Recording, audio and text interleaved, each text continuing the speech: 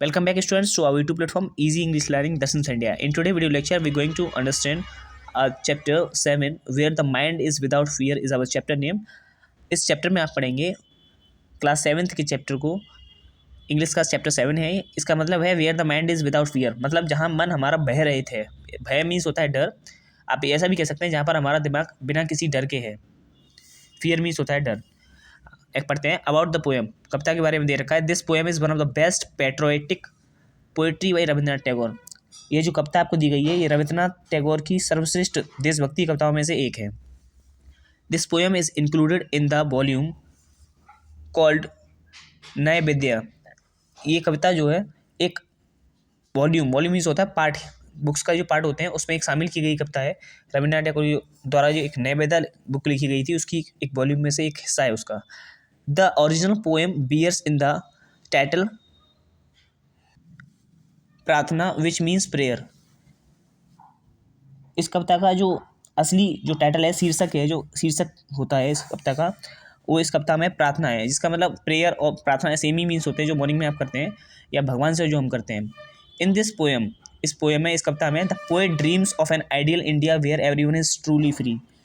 इस कविता में जो पोएट कवि हैं हमारे रविंद्रनाथ टैगोर, वो एक आदर्श भारत का सपना देखते हैं जहाँ हर कोई स्वतंत्र है, मतलब हर कोई को फ्रीडम है, हर कुछ काम कर सकता है, वो अच्छे काम सिर्फ।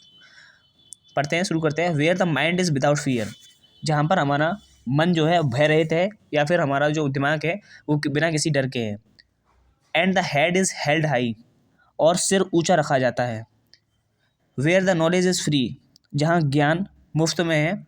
Where the world has not been broken up into fragments by narrow domestic walls, जहाँ दुनिया संकीर्ण घरेलू दीवारों द्वारा टुकड़ों में नहीं टूटी हुई है। मीन्स हर जो जगह है वो हिस्सों में बटी हुई नहीं है, हिंदू अलग मुस्लिम अलग, ऐसा देश नहीं है हमारा।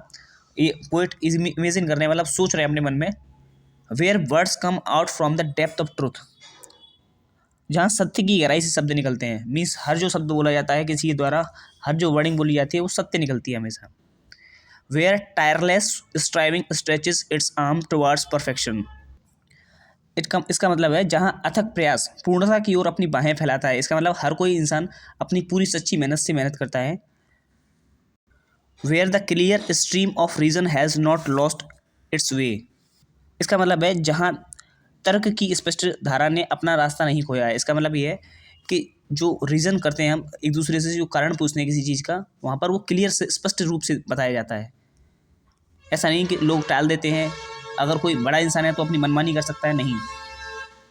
अगर कोई छोटा किसी बड़े से कुछ पूछने का अधिकार है तो वो पूछ सकता है। Into the dreary desert sand of dead habit, इसमें बोला गया है जहाँ तर्क की स्पष्ट धारा ने अपना रास्ता नहीं खोया है। मृत आदत की उदास रेगिस्तानी रेत।